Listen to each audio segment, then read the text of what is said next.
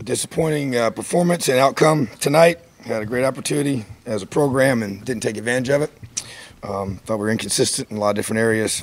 Definitely some positives to build off of, but got a young football team that didn't respond to some key situations and made some poor choices.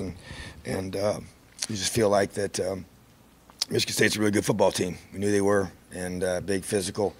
I thought the receivers were very talented, very good quarterback, and we had got several takeaways defensively. I believe we got 4, but still not enough. Very, very disappointing in our running game. Offensively, just something that you got to run the football, and it really puts a ton of pressure on you when you can't have time to function in both the pass game and then moving the ball in the run game. So that's an area that really really bothers me, and so we have to address that in order to move forward. But the bottom line is it's one game, and we will build off of this. We'll learn from it, and we'll press on and become a better football team next week because of tonight. Questions? Coach, do you feel you guys need more explosion plays? I think you only had a couple of them tonight. Yeah, there's no question. Do you feel Penix could potentially be a part of that? Yeah, I mean, I thought Peyton played really well, but at the same time, you got to be able to do some things to get him off of you, So obviously not good enough offensively, and so but then defense had their chance to get the ball back and give our offense a chance to go win the game, and the defense did not take care of their job. So it's a team loss. Sammy? Coach, on that play that they scored the touchdown on the jet sweep, what happened? Yeah, it's a great question. Just obviously they'd rushed about 50 yards up to that point, and our defense had played really, really well against the run, against a team that prides themselves in running the football, and we played a coverage. We're trying to be a little more aggressive because we knew we had to get the ball back. So if you don't get the ball back, then we would never have a chance. So to kind of take an opportunity, we chose to kick off because we felt like we could stop and get the ball back and then go score a touchdown to send it to overtime.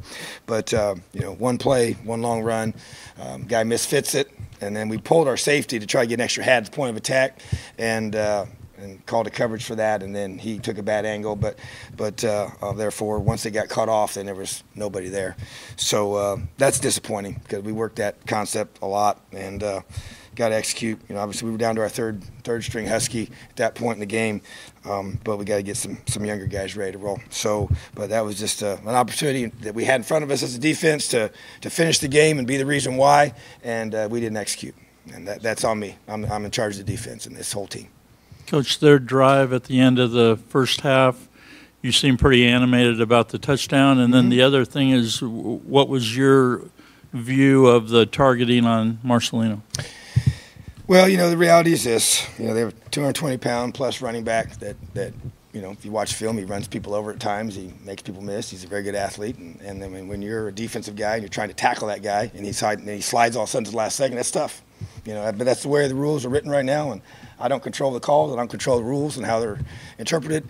I thought with the reviewing of it that we would at least not get that portion of it, but we didn't, So, but yeah, I was, as I told our team, I'm in charge of, addressing the officials, not them. And so I know it's frustrating, but that's not their position. It's just mine.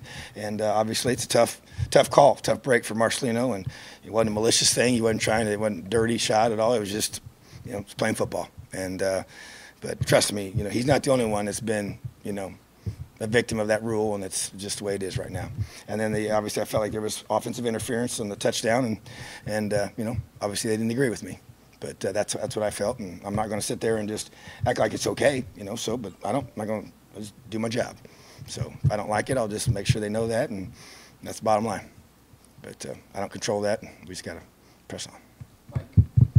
I suppose you got to give Michigan State credit for their front seven, Sure. But on your end, how do you diagnose some of the problems? Not be able to run block, not be able to pass block. Just there's too much pressure in the pass game on our quarterback, and not enough. We ran for 29 yards. I know that's with a lot of sacks, but that's very, very disappointing.